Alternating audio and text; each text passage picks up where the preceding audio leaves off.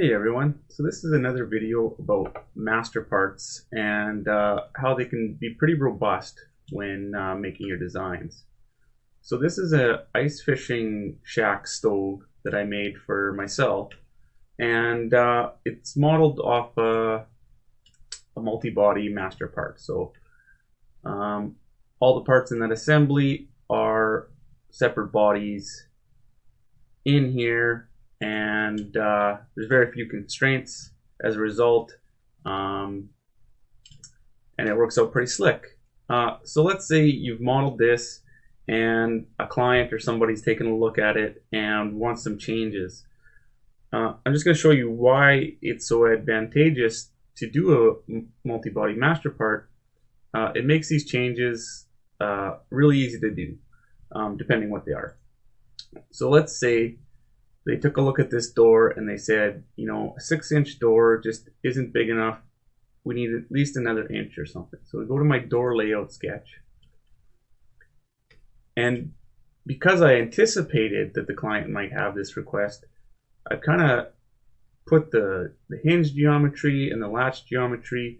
They're all kind of defined based on the size of the door. So go in here, I say that we're going to make this a 7-inch door now. And then I hit OK and hit OK, and then we can see the door's gotten bigger, but everything else kind of should still work out. Like, it's still set up properly. This latch got a little longer so that the hole's still in the center, and the hinge is basically the same. It's just pushed over half an inch. So let's say they also took a look at this baffle and they said that's too restrictive. It's not going to let enough flow through. So one trick I like to do is I like to grab my select bodies, and then I go here, and then you can hit Control B. It'll find it in your browser, and then you can just find out what to find that. So I go in here. This was the sketch that I used. I need to make this bigger to get more flow. So I say 4 inches there. Oops. 4.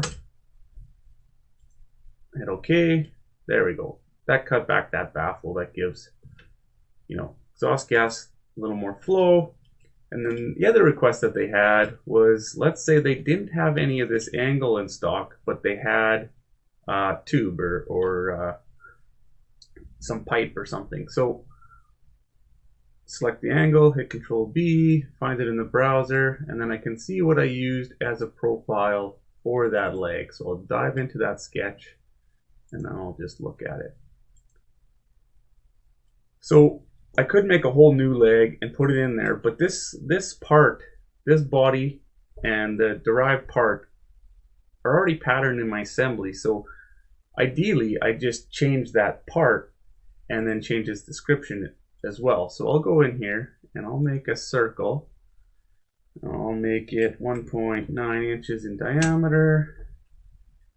I can't remember what this wall thickness needs to be, but let's see, it's 0.125 or something like that. Take. So now I have this new profile that I want to use to define that body. So all I need to do is I can go in here, I can grab this extrusion, and I can just change the profile that I use. So I can say, I don't want this one anymore. Oops. Deselect that. Deselect that.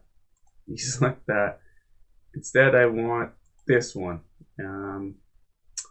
So I'll hit OK on that. So obviously I don't want that, but I'm just going to go in here and I'm going to delete this now that I don't need it, so that that profile works out better. So I'm going to go in here and I'm just going to delete this stuff, just so that that extrusion kind of knows what's going on. Then I can go back in here, and it's figured itself out. It knows that that's the only valid profile there. And so if I go into my assembly now and I hit update, it kind of just makes all those changes for me. So I don't know, it's pretty slick. It works pretty good. You can make pretty robust models as long as you can anticipate what kind of changes might happen.